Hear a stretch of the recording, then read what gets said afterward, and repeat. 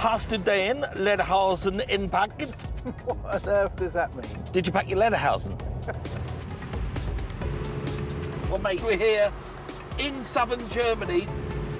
Famous for cars, beers and sausages. Exactly. Another two of my favourite things. Oh, hello. That wasn't me, by the way. That was the that guy going past me the other way. I've got to say it.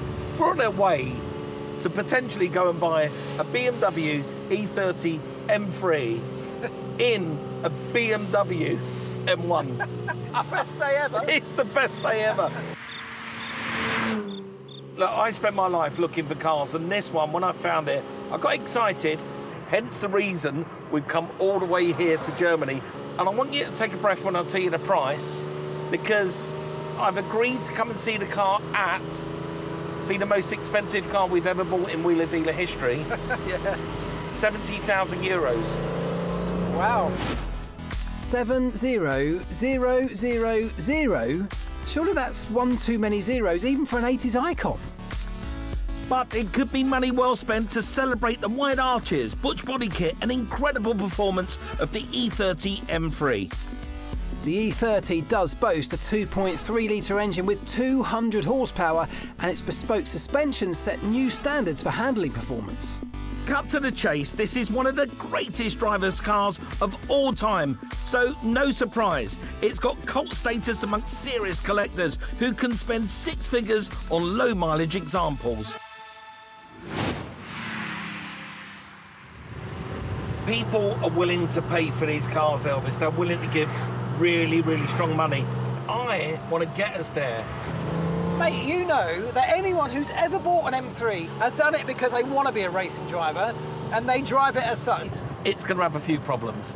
We've got to go over it with a fine-tooth comb. Yeah, I know, mate.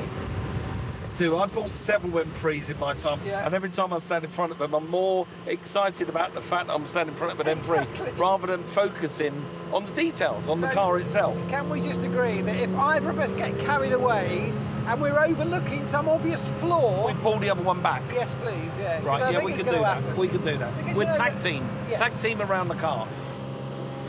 A lovely little pub there on the left. That's got our name written all over it. Proper German. Beer keller, yeah. Come on, beer later. We've got an M3 to look at. 70,000 euros would be a huge investment for us, but if this E30 is in decent condition, I reckon we could turn a profit. Nothing like a bit of Bavarian bravado. Hi. Hi. You must be Sebastian. Yes. Sebastian, nice to meet you. I'm Mike. Nice to meet you. Hey, Sebastian, I'm Elvis. Nice to meet you. OK, so what can you tell us about the car?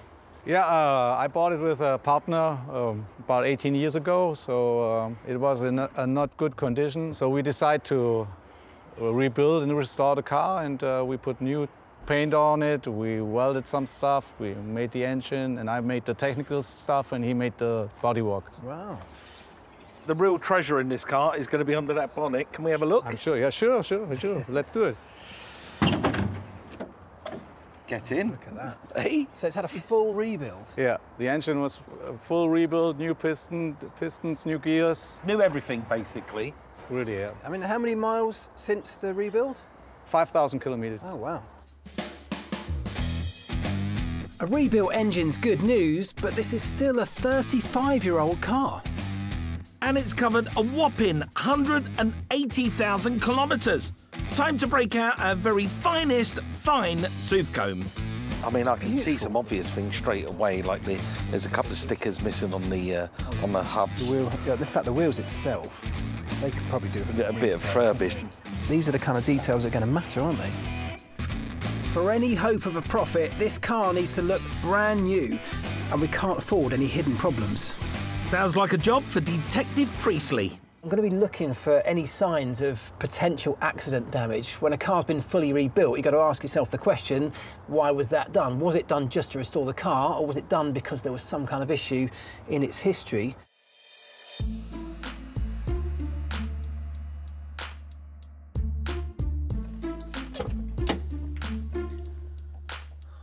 The interior is lovely, I have to say. Oh, apart from that, it's got what looks like a cigarette burn in this beautiful fabric.